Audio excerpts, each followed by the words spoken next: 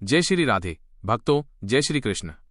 आज हम आपको एक ऐसे महान राजा की कहानी सुनाने जा रहे हैं जिनकी धर्मपरायणता, सत्यनिष्ठा और अटूट विश्वास का परिचय स्वयं भगवान श्री कृष्ण ने लिया था। ये कहानी है राजा मूर्ध्वज की, जिन्होंने अपने धर्म की रक्षा के लिए अपने शरीर का भी बलिदान करने का साहस दिखाया। तो आइए सुनते हैं महाभारत काल के इस महान चरित्र की अद्भुत गाथा। हस्तिनापुर में महाभारत के भीषण युद्ध के बाद धर्मराज युधिष्ठिर का राज्याभिषेक हुआ।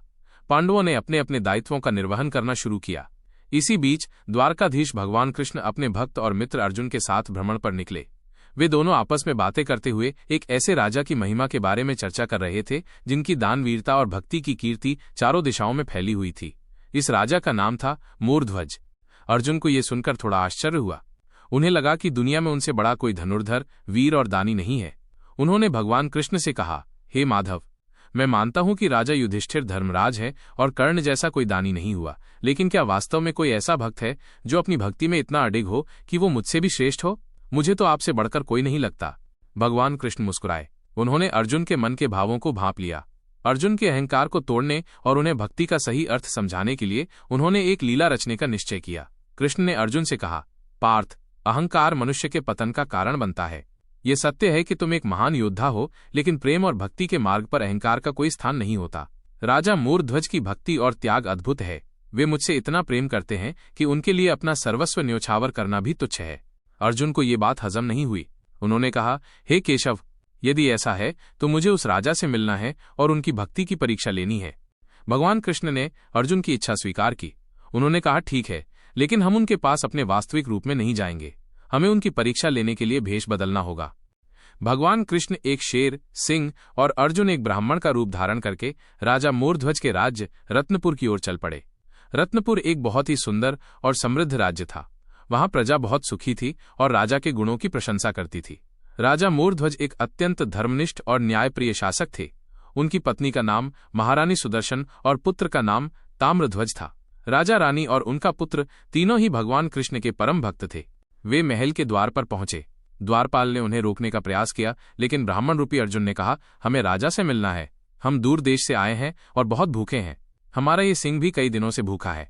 द्वारपाल ने राजा को सूचना दी। राजा मूर्ध्वज ने तुरंत उन दोनों को अंदर बुलाने का आदेश दिया और उनका आदर सत्कार करने लगे। राजा ने ब्राह्मण से पूछा, हे महर्षि, आप किस उद्देश्य से यहाँ पधारे हैं? आपके लिए मैं क्या सेवा कर सकता हूँ? ब्राह्मण रूपी अर्जुन ने कहा, हे राजन, हम बहुत भूखे हैं। मेरा ये सिंह भी कई दिनों से भूखा है और इसकी भूख केवल मनुष्य का मांस खाने से ही शांत होगी। यदि आप हमें भोजन करा सकते हैं तो कराएं, अन्यथा हम आगे निकल जाएंगे। ये सुनकर राजा मूर्ध्वज, महारानी और राजकुमार आश्चर्यचकित रह गए। राजा ने हाथ जोड़कर कहा, हे महर्षि, मैं एक क्षत्रिय हूं और मेरी प्रजा मेरी संतान के समान है। मैं किसी भी निर्दोष व्यक्ति को नहीं मार सकता। यदि आप कुछ और मांगेंगे तो मैं सहर्ष दे दूंगा, लेकिन ये संभव नहीं। ब्राह्मण रूपी अर्जुन ने कहा, हे राजन, मुझे साधारण मनुष्य का मांस नहीं चाहिए, बल्कि मुझे एक ऐसे धर्मात्मा व्यक्ति का मांस चाहिए जिसे उसकी पत्नी और पुत्र ने अपने हाथों से काटा हो।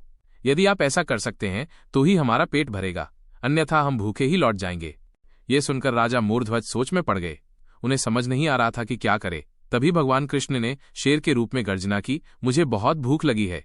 यदि तुम मुझे भोजन नहीं कराओगे तो मैं इस पूरे राज्य को नष्ट कर दूंगा।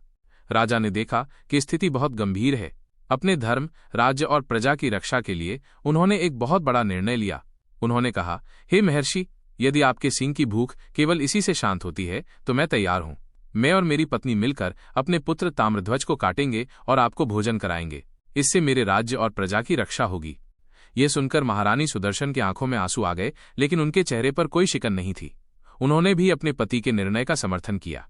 उन्होंने कहा, स्वामी, जिस ईश्वर की भक्ति में हमने जीवन बिताया है, आज वही हमारी परीक्षा ले रहे हैं। हमें अपने कर्तव्य से पीछे नहीं हटना चाहिए। राजकुमार ताम्रध्वज ने जब ये सुना तो वो भी विचलित नहीं हुए।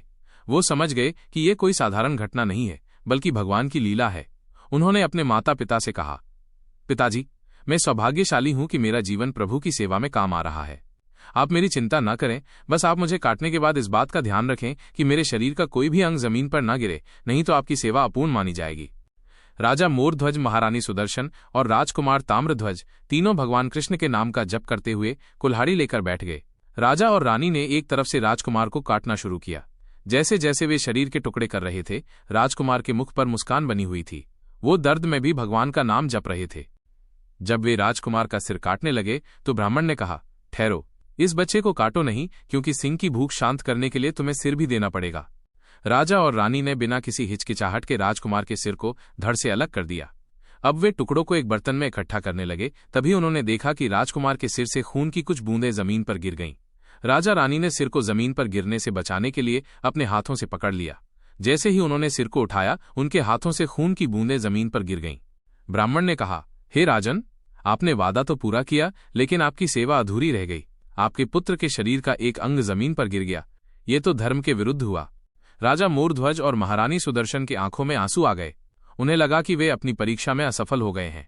तभी राजकुमार ताम्रध्वज जोर जोर से हंसने लगे। ब्राह्मण ने उनसे पूछा, हे बालक, तुम्हें इस समय दर्द होना चाहिए, लेकिन तुम क्यों हंस रहे हो?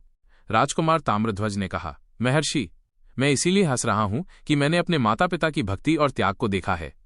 मैं धन्य हूं कि मुझे ऐसे माता पिता मिले जिन्होंने प्रभु की सेवा के लिए मुझे भी समर्पित कर दिया। राजकुमार के इन शब्दों को सुनकर ब्राह्मण और सिंह का मन द्रवित हो गया। वे समझ गए कि राजा मोरध्वज की भक्ति और त्याग किसी भी प्रकार के अहंकार से परे है। तभी भगवान कृष्ण और अर्जुन अपने वास्तविक रूप में प्रकट हो गए। भगवान कृष्ण ने कहा, हे राजा मोरध्वज, तुम धन्य हो।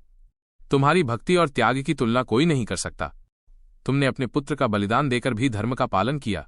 तुम्हारा प्रेम और विश्वास ही मेरी सच्ची पूजा है। भगवान कृष्ण के स्पर्श से राजकुमार ताम्रध्वज फिर से जीवित हो गए और उनके शरीर के टुकड़े आपस में जुड़ गए। राजकुमार ने उठकर भगवान कृष्ण और अर्जुन के चरण स्पर्श किए। अर्जुन ने राजा मोरध्वज के सामने हाथ जोड़कर अपनी गलती स्वीकार की। उन्होंने कहा, हे राजन, मैंने अपनी अज्ञानता के कारण आप जैसे परम भक्त की परीक्षा ली। कृपया मुझे क्षमा करें। मैं अब समझ गया हूं कि आपसे बड़ा भक्त इस दुनिया में कोई नहीं।